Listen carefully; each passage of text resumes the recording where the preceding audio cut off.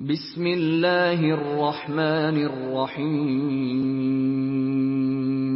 شروع اللہ کے نام سے جو بڑا مہربان نہایت رحم والا ہے۔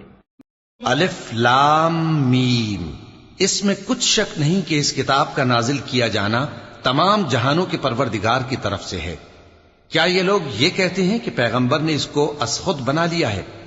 نہیں، بلکہ وہ تمہارے پروردگار کی طرف سے برحق ہے، تاکہ تم ان لوگوں کو ہدایت کرو جن کے پاس تم سے پہلے کوئی ہدایت کرنے والا نہیں آیا، تاکہ یہ رستے پر چلیں۔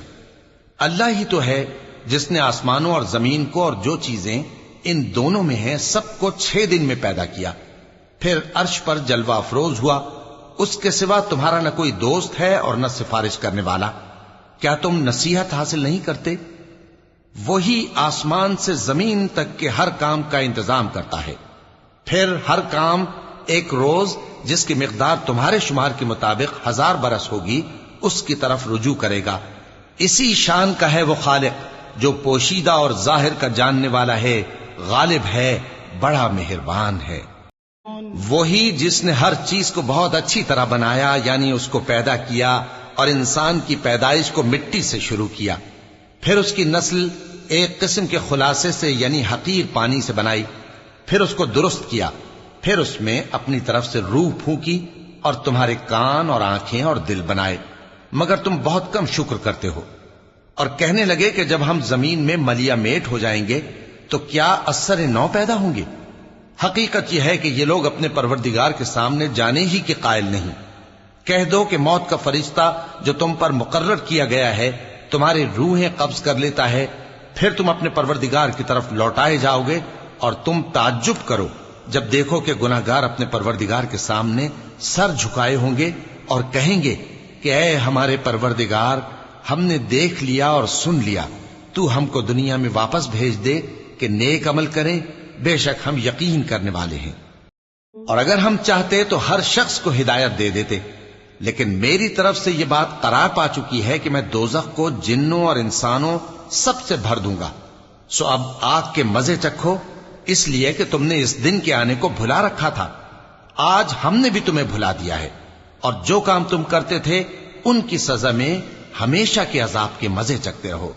ہماری آیتوں پر تو وہی لوگ ایمان لاتے ہیں کہ جب ان کو ان کے ذریعے نصیحت کی جاتی ہے تو سجدے میں گر پڑتے اور اپنے پروردگار کی تعریف کے ساتھ تسبیح کرتے ہیں اور غرور نہیں کرتے۔ چونکہ آیت سجدہ تلاوت کی گئی ہے لہذا سامعین پر سجدہ واجب ہے۔ ان کے پہلو بچھونوں سے الگ رہتے ہیں، اس حال میں کہ وہ اپنے پروردگار کو خوف اور امید سے پکارتے اور جو کچھ ہم نے ان کو دیا ہے اس میں سے خرچ کرتے ہیں۔ سو کوئی شخص نہیں جانتا کہ ان کے لیے کیسی آنکھوں کی ٹھنڈک چھپا کر رکھی گئی ہے، یہ ان اعمال کا صلہ ہے جو وہ کرتے تھے۔ بھلا جو مومن ہو وہ اس شخص کی طرح ہو سکتا ہے جو نافرمان ہو؟ دونوں برابر نہیں ہو سکتے۔ جو لوگ ایمان لائے اور نیک عمل کرتے رہے ان کے رہنے کے لیے باغ ہیں، یہ مہمانی ان کاموں کی جزا ہے جو وہ کرتے تھے، اور جنہوں نے نافرمانی کی ان کے رہنے کے لیے دوزخ ہے۔ جب چاہیں گے کہ اس میں سے نکل جائیں تو اس میں لوٹا دیے جائیں گے، اور ان سے کہا جائے گا کہ جس دوزخ کے عذاب کو تم جھوٹ سمجھتے تھے اس کے مزے چکھو، اور ہم ان کو قیامت کے بڑے عذاب سے پہلے دنیا کے عذاب کا بھی مزہ چکھائیں گے، شاید وہ ہماری طرف لوٹ آئیں۔ اور اس شخص سے بڑھ کر ظالم کون جس کو اس کے پروردگار کی آیتوں سے نصیحت کی جائے تو وہ ان سے منہ پھیر لے۔ ہم گناہگاروں سے ضرور بدلہ لینے والے ہیں، اور ہم نے موسیٰ کو کتاب دی تو تم ان سے ملاقات ہونے سے متعلق شک میں نہ ہونا، اور ہم نے اس کتاب کو بنی اسرائیل کے لیے ذریعہ ہدایت بنایا تھا، اور ان میں سے ہم نے پیشوا بنائے تھے جو ہمارے حکم سے ہدایت کیا کرتے تھے، جبکہ وہ صبر بھی کرتے تھے اور وہ ہماری آیتوں پر یقین رکھتے تھے۔ بلا شبہ تمہارا پروردگار ہی ان میں جن باتوں میں وہ اختلاف کرتے تھے قیامت کے روز فیصلہ کر دے گا۔ کیا ان کو اس امر سے ہدایت نہ ہوئی کہ ہم نے ان سے پہلے بہت سی امتوں کو جن کے رہنے کے مقامات میں یہ لوگ چلتے پھرتے ہیں ہلاک کر دیا؟ بے شک اس میں نشانیاں ہیں، تو یہ سنتے کیوں نہیں؟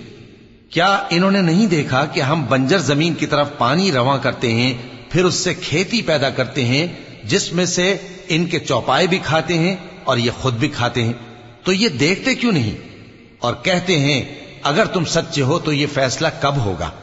کہہ دو کہ فیصلے کے دن کافروں کو ان کا ایمان لانا کچھ بھی فائدہ نہ دے گا اور نہ ان کو مہلت دی جائے گی، تو ان سے منہ پھیر لو اور انتظار کرو، یہ بھی انتظار کر رہے ہیں۔